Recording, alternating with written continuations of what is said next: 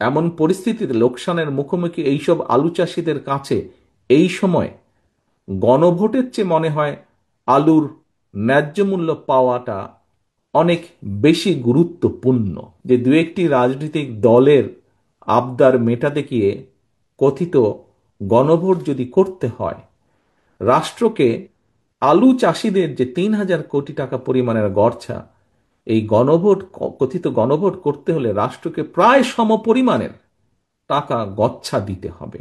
দেশে এবার ১ কোটি, খুব সম্ভবত ১,১৫,০০,০০০ টন আলু উৎপাদন হয়েছে। আলু উৎপাদন করে কৃষকরা খুব সম্ভবত, আলু কৃষকরা বিপাকে পড়ে গিয়েছেন আলুর এই এই এই এই উৎপাদনের কারণে। কারণ আলুর যে উৎপাদন খরচ এবং আলুর উৎপাদিত আলু যে কোল্ড স্টোরেজে রাখতে হবে, প্রতি কেজি আলুর পেছনে খুব সম্ভবত খরচ পড়ছে প্রায় 25 থেকে 27 টাকার মতন। অথচ আলু চাষিরা কিন্তু এখনো অর্ধেক দামেও উৎপাদিত আলু বাজারে বিক্রি সম্ভবত করতে ওনারা পারছেন না। আলু চাষ করে আলু চাষিরা এবার প্রায়, হিসাব যা বলে কম বেশি, যেই স্ট্যাটিস্টিক্স যতটুকু পাওয়া গিয়েছে, প্রায় ৩,০০০ কোটি টাকার যে লোকসান তার আশঙ্কা তারা করছেন। ৩,০০০ কোটি টাকার মতন লোকসান হতে পারে। অপরদিকে এখানে খুব সম্ভব এক বক্তা ওনার বক্তব্যে উল্লেখ করেছেন যে, যা আমি এখনই বলতে চাইছি আপনাদের সামনে।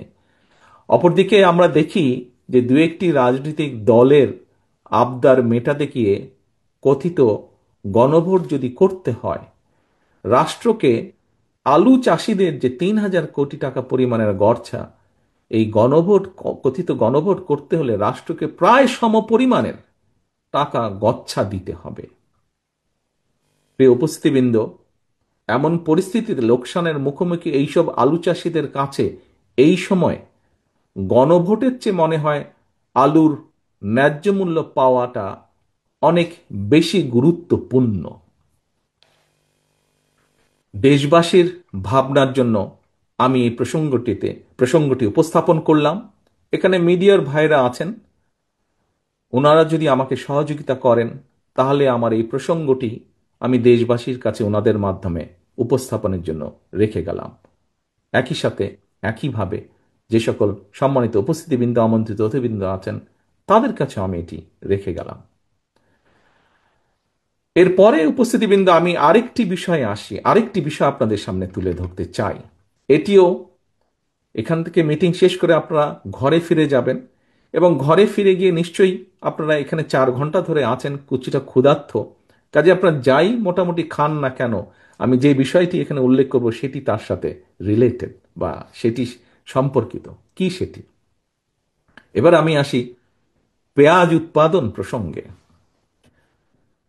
উপস্থিতিবৃন্দ, আমি যতটুকু জানি, আমি আমার পক্ষে যতটুকু সম্ভব হয়েছে, দেশে চাহিদার যে পরিমাণ পেঁয়াজের চাহিদা বা যে পরিমাণ উৎপাদন হয়, আমাদের কৃষকদের কম বেশি মোটামুটি সক্ষমতা রয়েছে, যদি তাদেরকে সহযোগিতা করা হয় বিভিন্নভাবে, সক্ষমতা রয়েছে মোটামুটিভাবে আমাদের যেটা ডিমান্ড রিকোয়ারমেন্ট সেটি উৎপাদন করার।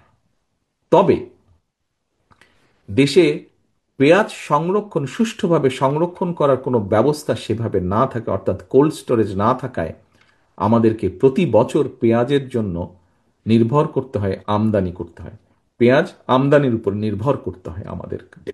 Excuse me.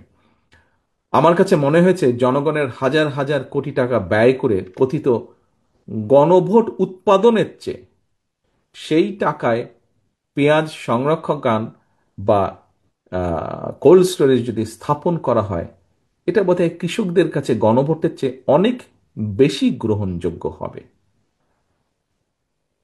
তবে সবচেয়ে কষ্ট বা আনফর্চুনেট ব্যাপার হচ্ছে, পেঁয়াজ কৃষক বলুন বা অন্য যেই কৃষকের কথাই বলুন না কেন, তাদের কথাগুলো যেরকম তাদের বলার জায়গা নেই, এই মুহূর্তে তাদের হয়ে কথাগুলো তুলে ধরারও বোধহয় কোনো জায়গা নেই।